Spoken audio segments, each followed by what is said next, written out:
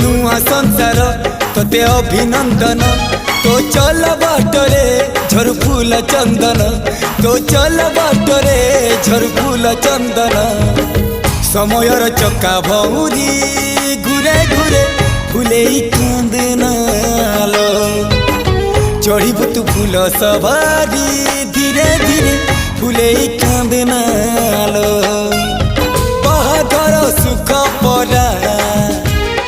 विधाता देइछि तोते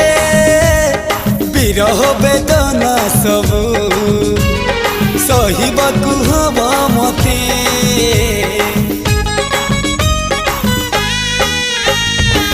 सिंथी तो रहेला सिंदूरी धारे धारे फूले कांदनालो चढ़ीबु तू फूल सवारी धीरे धीरे फूले कांदना।